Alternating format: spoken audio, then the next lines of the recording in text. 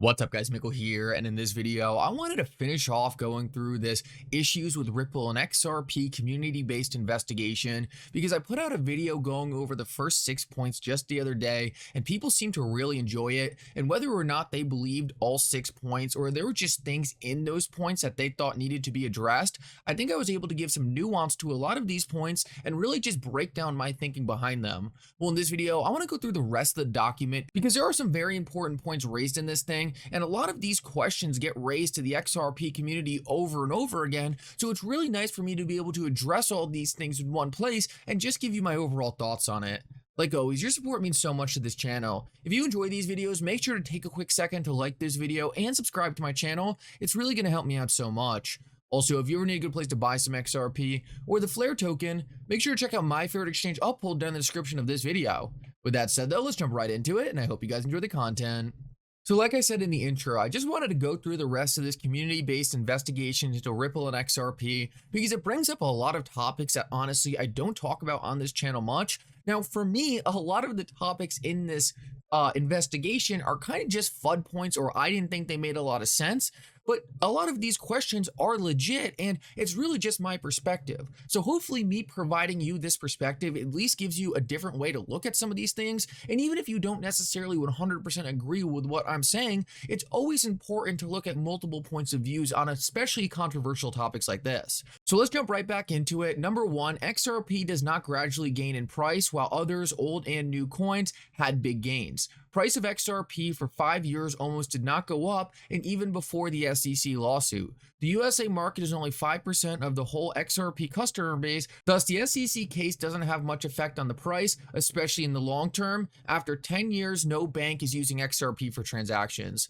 So there's a couple points here, and some I think might be a little more valid than others. First of all, XRP has increased in price, and the only reason it hasn't increased in price is because it's being attacked by the SEC. Not a lot of people know this, but most of the big movement in top cryptocurrencies is really controlled by institutions. That's why we have Ethereum and Bitcoin, who have market caps 200 billion above almost every other major cryptocurrency out there. It is institutional money in it. So why do they have institutional money in them? Because the SEC came out and gave clarity on those two cryptocurrencies. Now, you can debate whether or not Ethereum really has clarity, but at the end of the day, if you listen to most institutions talk about Ethereum status, they say, well, the SEC pretty much gave it clarity, so that's good enough for us. So that's why Ethereum and Bitcoin are performing different than the rest of the market. XRP is just performing like the rest of the market in terms of cryptocurrencies that don't have clarity. Just take a look at XLM, for example. XLM is literally pretty much a fork of XRP, and it doesn't have the SEC case against it, and XRP is trading in the same exact place as XLM. Why? Because at the end of the day, they just both don't have clarity. So XRP is not underperforming any other cryptocurrency really. The only other cryptocurrencies that XRP is underperforming are Bitcoin and Ethereum, and the only reason it's underperforming those is because the SEC gave those clarity and are meanwhile attacking XRP. Now, if you go back in history and actually look at XRP during the last bull run in 2018, it actually outperformed Bitcoin and Ethereum. So it all depends on where you start looking at whether or not XRP is outperformed or underperformed. XRP has clearly had a lot more against it, while other cryptocurrencies were given a free pass that gave them more price appreciation. Now, in terms of the USA only being 5% of XRP holders, I just don't see how this is really significant. We know there's a lot of hurdles to holding XRP or even buying XRP in the United States. So, I mean, to me, it kind of checks out why that would be the case. I don't see how that's a good or bad thing. And after 10 years, no bank is using XRP for transactions.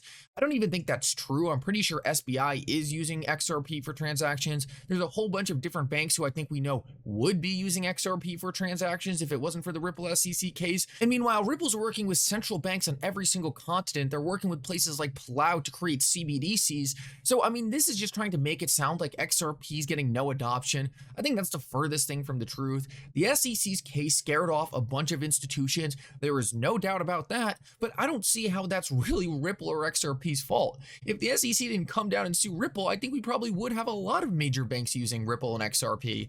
But right now, we just need to get over this regulatory hurdle, and I guarantee you when we come out on the other side of this, this point right here isn't going to make much sense anymore. So I want to move on to page 2. Number 2, XRPL handles 1,500 transactions a second. Later with upgrades, maybe 70,000 transactions per second. You'd never need more than 54 billion XRP to utilize transactions, especially because it settles in 3 to 5 seconds, and then it's counting drops with all this other stuff.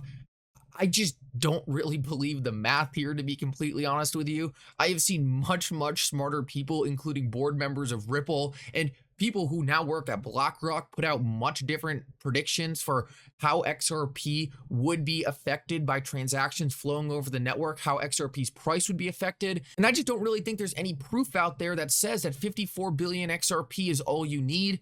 That doesn't even tell you what that really means in terms of all you need. At the end of the day, it's a lot more simple than this guy makes it out to be. Institutions move trillions of dollars every single year, and certain institutions move quadrillions. That amount of money is one day going to be tokenized and is going to flow through distributed systems like the XRP ledger. In order for XRP to handle that kind of liquidity, that kind of volume, the price of XRP needs to go up. And that's because there's only a certain amount of XRP out there. There's only a certain amount of XRP that can be used for a transaction. And if XRP is trading at 1 penny, then that's not a lot of liquidity to cover the necessary payment amount. But if XRP is a much higher price, now I'm just throwing this out there for an easy example, say if each XRP was worth $1 billion, then rather than needing a billion XRP at $1, you would just need 1 XRP, thus drastically increasing the liquidity of the system. XRP's liquidity scales infinitely because XRP's price can just keep going up to accommodate demand. I think at the end of the day, anyone who tries to claim they know exactly how demand is going to affect that equation is probably completely wrong. And in my opinion, it is much more likely that as XRP gets more adoption, as XRP gets more volume over the network, we are going to see the price of XRP scale alongside the liquidity coming in, and that's going to cause massive increases in the price of XRP. Number 3, there are no incentives to become an XRP validator, and the price of XRP is not growing. I mean, that's a weird thing to throw out there. I thought they were making the validator point, but anyway, that's why new decent developers are not joining the XRPL. After 10 years, there are no successful useful projects with real life use cases, gradual increase rate of customers, decent profits. I mean, I think this is just flat out wrong. I mean, you can count Ripple as a project on the XRPL. They are generating profits. They have tons of real use cases. They're working with institutions. They're moving billions of dollars annually. There are tons of new developers coming onto the XRPL. That's one of the reasons I'm so bullish on the XRPL right now. We are watching projects flood into the ecosystems, and we're also watching really cool upgrades coming to the XRP ledger, including NFTs. We're seeing hooks coming. We're seeing sidechains.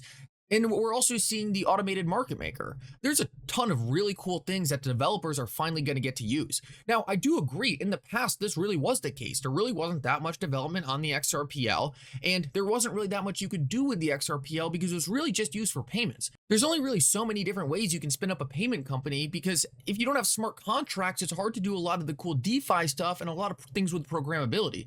But now that those things are coming to the XRP ledger, and now that we might be extremely close to clarity around what XRP is and how the XRP ledger is classified, developers are going to rush to this new system as they see clarity and as they look to build a project in a growing and booming ecosystem.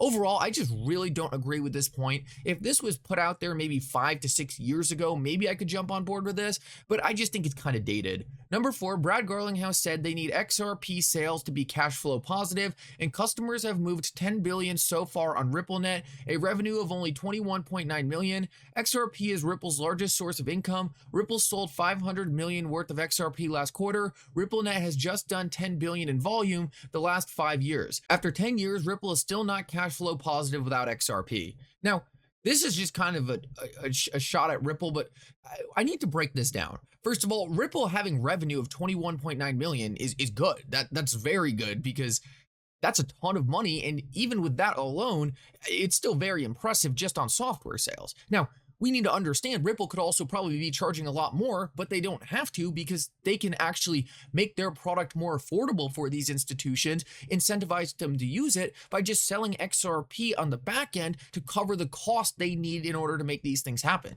And number 2, I made this point in my video the other day. Ripple is disrupting one of the hardest ecosystems to disrupt in the entire world. It's the financial system. These are the most well-capitalized businesses, the most corrupt businesses in the entire world, and they'll do anything not to give up control.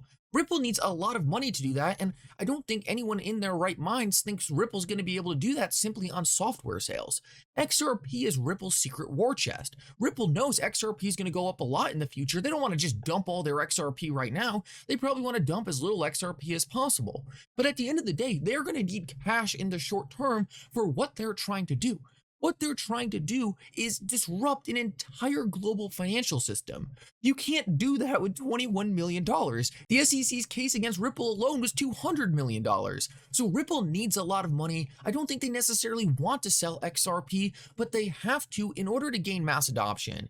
At the end of the day, if you told me that in order for Ripple to gain mass adoption, they're going to have to sell some XRP in the process, I would say, go for it. I encourage that to happen. Just like in Tesla's entire buildup as a company, they were selling stock. You didn't have Tesla shareholders getting all pissed off because Tesla was dumping stock on the market, because Tesla shareholders knew the reason Tesla was dumping stock on the market was so that they could raise money and accelerate their goal of becoming the largest electric vehicle company in the world. Ripple is doing the same exact thing right here. They need a lot of money for what they're trying to do, and they have this massive stash of XRP that they can draw from.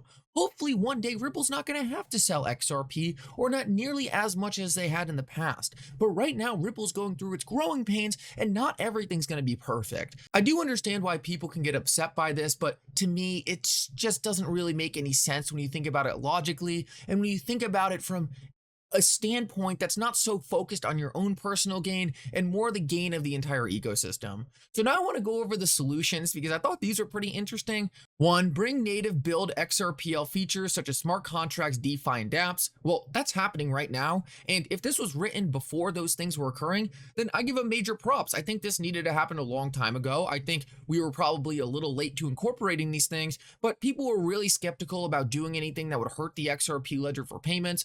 I totally understand that, but I do agree. I think these things are going to be good. I think they're going to bring in a lot of development, make the XRPL more decentralized, and make it overall a better blockchain. So I completely agree with number 1. 2, burn the 46 billion XRP in escrow for a healthier ecosystem. Now, in my opinion, this is absolutely moronic. You do not want to burn those 46 billion XRP.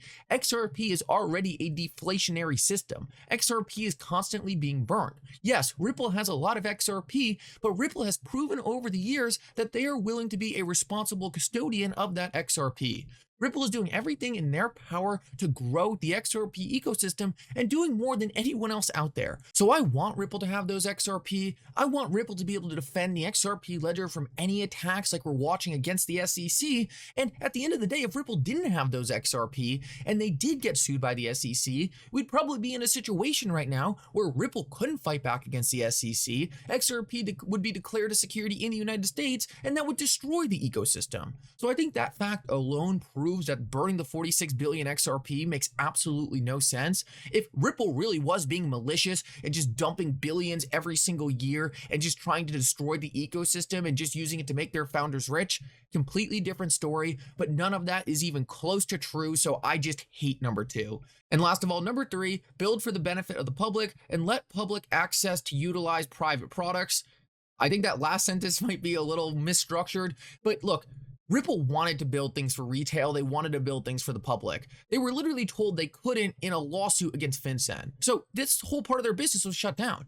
I wish they could build public products too. They just can't. If you want them to go against regulators, then I would argue that it is an extremely dumb thing to do. They need to be as compliant as possible, and right now that just means offering institutional products. Now, hopefully in the future they can offer products to the public, but the idea that the public would have any need for ODL or any of these bank messaging softwares, it just doesn't make any sense. There's no reason for Ripple to focus on those things. And honestly, Ripple has still done things to improve the public's access to the XRP ledger. Things like their grant system, things like XRP Ledger Foundation, things like that. Ripple has done an effort, but we need to understand they have had a lot of regulators breathing down their necks, and this was one place that was specifically a touchy spot for these regulators. Ultimately, I think in a perfect world, Ripple would be able to work with the public, and I would agree with point number 3, but it's just not the case, and Ripple did everything they could to do this. They just simply weren't allowed to.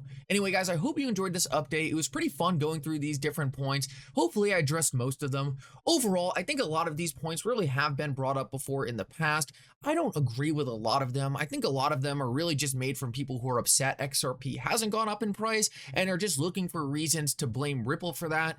That doesn't make a lot of sense to me. Guys, when XRP eventually does go up, when XRP finally gets the price appreciation we have all been waiting for, all these points are going to go away. No one's going to be talking about stuff like this. Some people have been waiting a very long time holding their XRP. They get upset. They look for things to blame it on.